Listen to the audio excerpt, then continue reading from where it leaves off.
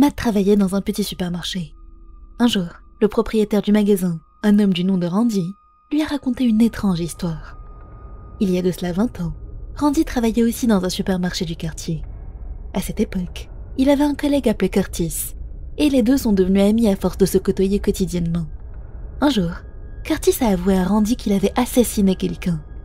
Randy a pouffé de rire, pensant que c'était une blague, mais Curtis a insisté que c'était vrai, lui disant que même s'il tuait des gens, la police ne l'arrêtait pas.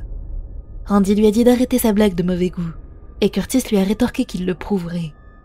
Ils se sont alors mis à la recherche d'une victime. Ils ont trouvé un homme marchant seul dans une allée déserte, et Curtis a sauté sur l'occasion. Il l'a kidnappé, puis apparemment assassiné. Randy a dit que c'était tout ce qu'il savait. Il n'avait aucune idée de ce que Curtis avait réellement fait à l'homme.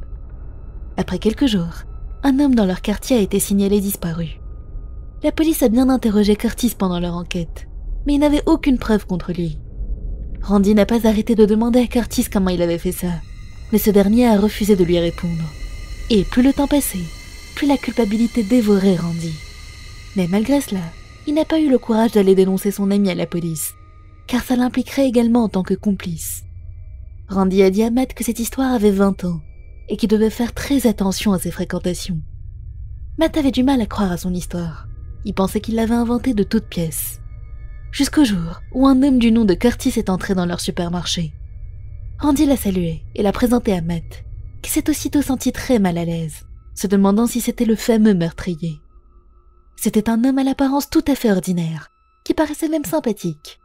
Il a salué Matt avec une expression très détendue. Après un moment, profitant d'une absence de Randy, Matt a demandé au nouveau venu « Randy m'a raconté quelque chose, est-ce que c'est vrai ?» Curtis s'est soudainement raidi et lui a demandé de quoi il parlait. Matt a répondu avec hésitation « Il y a 20 ans ?» Curtis l'a arrêté avant qu'il puisse poursuivre, en lui disant que c'était évidemment une histoire inventée. Qui croirait à une chose pareille? Puis s'est levé de son siège avec une expression sérieuse. En se dirigeant vers la sortie du magasin, il s'est tourné vers Matt et lui a demandé s'il voulait des bonbons. Il lui a tendu un bonbon enveloppé dans un papier transparent. Matt l'a pris, mais ne l'a pas mangé. Curtis ne l'a pas quitté du regard, comme s'il attendait qu'il l'avale. Et depuis ce jour, Curtis est revenu très régulièrement au supermarché, essayant de se rapprocher de Matt. Il l'invitait à venir se balader avec lui ou à manger un bout ensemble, mais Matt refusait à chaque fois. Randy l'a remarqué aussi, et un jour, il l'a pris à part et lui a dit « On dirait que Curtis t'a pris pour cible. Tu dois fuir. Ne reviens plus jamais ici. Fuis aussi loin que possible, dans un autre quartier ou ville. Ne le laisse pas te trouver. » Matt l'a prise au sérieux et a démissionné après quelques jours.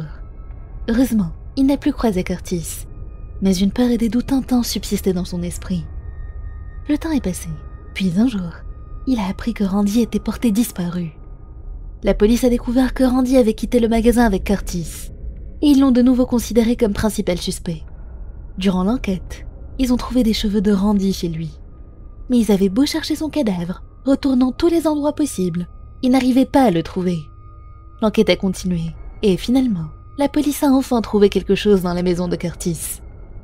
Il y avait un espace caché au-dessus du plafond. Dans cet espace, il y avait le corps décomposé de Randy. Mais ce n'est pas tout. Il y avait aussi un mur en béton dans la maison. Quand il a été percé, des ossements et des restes ont été trouvés. Le test ADN des os a révélé que c'était l'homme qui avait disparu il y a 20 ans. Curtis a été condamné à la perpétuité.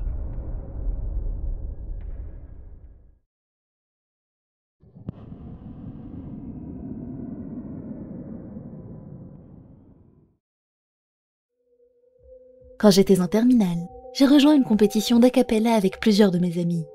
Nous étions 3 filles et 5 garçons.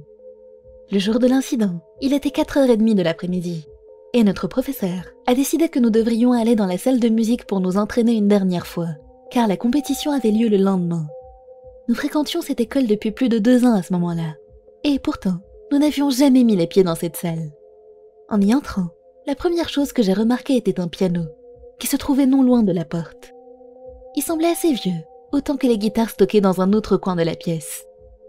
Notre professeur a remarqué que je fixais le piano, et m'a dit que ça ne servait à rien de le regarder, que je ne pourrais pas jouer avec, parce qu'il était vieux et ne marchait pas.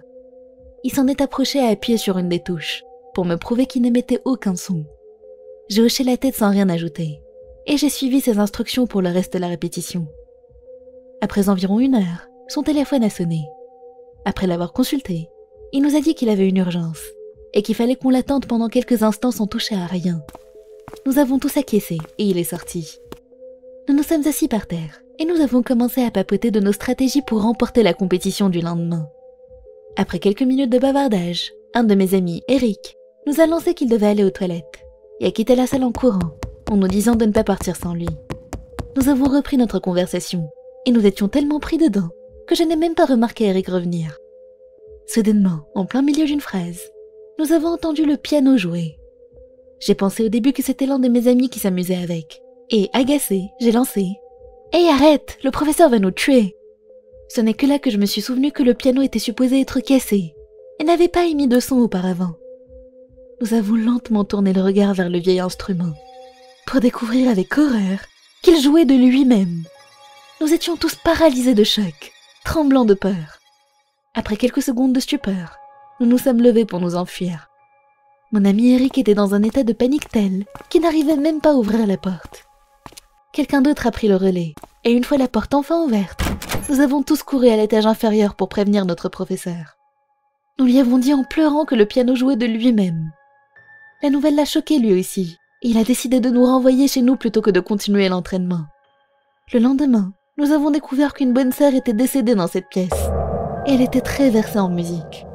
Notre professeur a plaisanté qu'elle essayait probablement juste de nous aider, mais l'expérience n'avait pas été amusante pour nous du tout. Nous n'avons certes pas vu la nonne, mais voir un piano jouer tout seul est un spectacle terrifiant.